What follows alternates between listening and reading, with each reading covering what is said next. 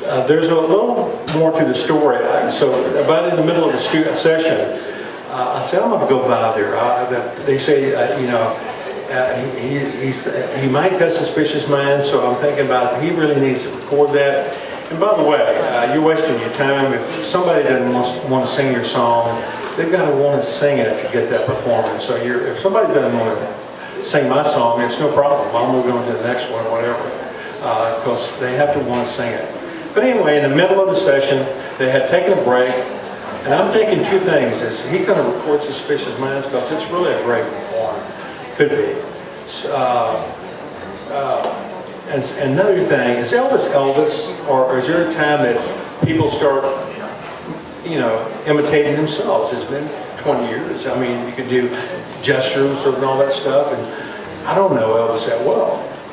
And so when I went over to Elvis, there was a break, and Elvis was leaning up against the baffle near the vocal mic and everything, taking a break. He was leaning up against it. I said, "Hey Elvis, I heard you might cut Suspicious Minds." And he was leaning against it. He said, "Yeah, Mark, I've been thinking about it." Well, that sounded just like Elvis, the way Elvis talks. And I said, "Yeah, that's Elvis, and he's real, and he's thinking about cutting Suspicious Minds." But, the bottom line is, yeah, they did record it. They tried to make it greater, and they did.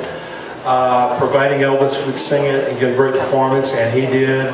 And providing RCA knew what it was, and they started pounding it and promoting it, and they did. It was #1 in 27 countries. And Elvis was on top again, and so was I.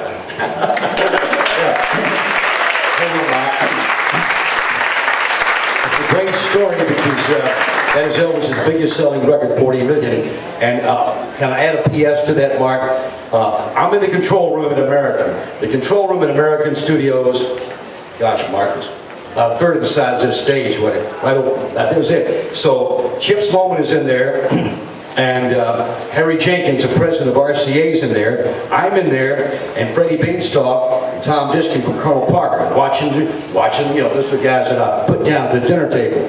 So Chip says, "Hey Elvis," he said, "we think this Suspicious Minds would be a good song for you." And I was just sitting on the corner, and Elvis said, "Yeah, play that, let me hear it again."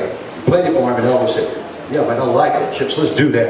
And so, when he said that, Elvis went back out in the studio, and these two jerks, Tom Diskin from Colonel Parker's office, and Freddie Beanstalk from Hill and Range Music, who'd been bringing in crappy material, they jumped up and said, "Elvis, Chip's Moment, we got to have part of the publishing, we got to have part of the writing."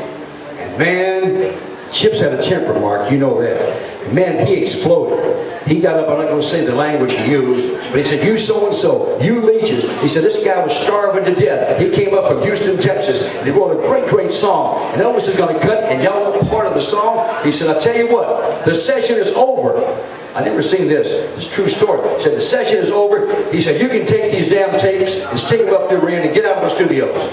He was really mad because they were trying to get part of the song and Mark worked so hard on it. We've been very diligent about carefully presenting it to Elvis, So Harry Jenkins jumped up, the president of RCA, and he said, "You guys get out of here." He said, "I'll talk to Mr. Moment about this."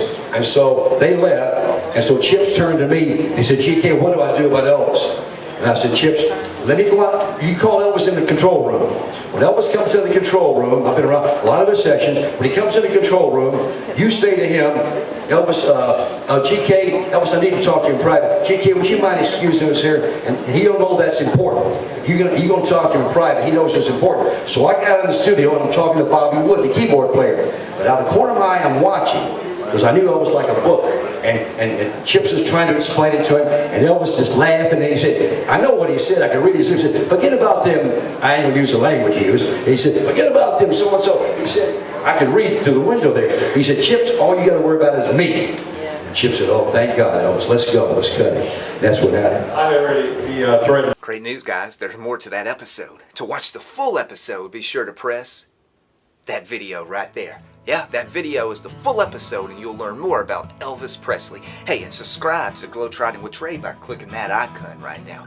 You'll stay updated with every new video upload, which is once every Tuesday. Watch this video. You're going to enjoy it.